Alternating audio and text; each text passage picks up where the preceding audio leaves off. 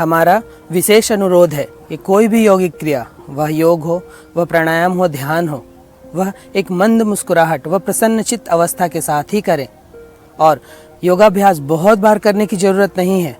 जब आप योगा पोस्चर में आप होल्ड करें तो उसे थोड़ा लंबा खींचें। जब आप सांस लेके शरीर का पोस्चर लें या सांस छोड़कर शरीर का पोस्चर लें, उसमें लंबे देर तक टिकें। बहुत बार करने से आपको वह लाभ नहीं मिलेगा जितना उसे होल्ड करने पे मिलेगा। और हाँ, सभी योगा अभ्यास किसी योग गुरु के सानिध्य में ही करें। गलत ढंग से योगा करने से इसके नुकसान भी उठाने पड़ सकते हैं। तो चलिए आज का आसन आरंभ करते हैं। आज हम आपको स्कंदासन योग करने की विधि व उसके लाभ के बारे में बताने जा रहे हैं। स्कंदासन खड़े होकर करने वाली एक योग विधि है। स्कंदासन योग करने के लिए सबसे पहले दोनों पैरों पर खड़े हो जाएं। अब नमस्कार की मुद्रा लेते हुए श्वास लेते हुए पैरों को इस तरह फैलाएं। पंजे जमीन की ओर आगे बढ़ेंगे। 3 से 4 सेकंड इस स्थिति पर रुकिए, फिर श्वास छोड़ते हुए ऊपर, और यही क्रिया दूसरे पैर के साथ भी करिए।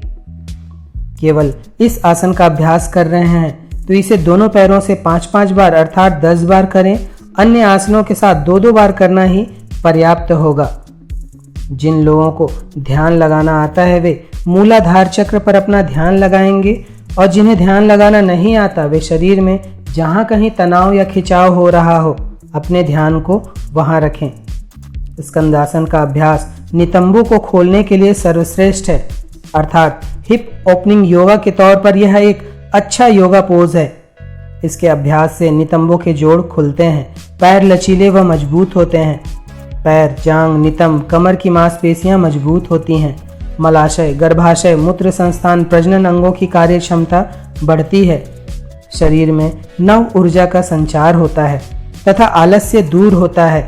रक्त परिसंचरण सुधरता है तथा रक्तचाप संतुलित होता है। शरीर की रोग प्रतिरोधक क्षमता बढ़ती है।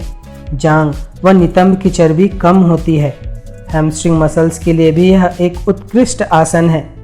किसी भी खेल या शारीरिक गतिविधि से पूर्व इस आसन का अभ्यास किया जाए तो शरीर अच्छे से वार्म अप हो जाता है।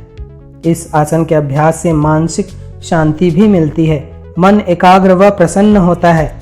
अभ्यासी के आध्यात्मिक शक्ति का विकास होता है। इस आसन का अभ्यासी आत्मविश्वास से भरपूर होता है। बच्चों के लिए भी यह एक उत्कृष्ट आसन है। स्कंद, जिसका एक अभिप्राय महावीर होता है। स्कंद भगवान कार्तिकेय का भी एक नाम है।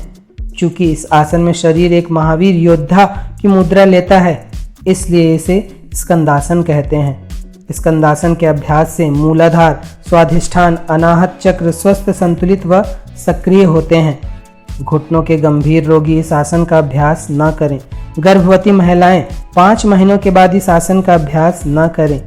जिनकी पिछले 1 वर्ष में कोई सर्जरी हुई हो वे भी इस आसन का अभ्यास न करें। उच्च ज्वर की दशा हो, शरीर अत्यंत दुर्बल हो, किसी गंभीर बीमारी से पीड़ित हो तो भी इस आसन को न करें। नितंब के चोट से ग्रस्त व्यक्ति भी इसके अभ्यास से बचें। केवल इस आसन का अभ्यास कर रहे हों तो इस आसन को करने के बाद कुछ देर का विश्राम करें तथा विश्राम के पश्चात ताड़ासन अवश्य करें।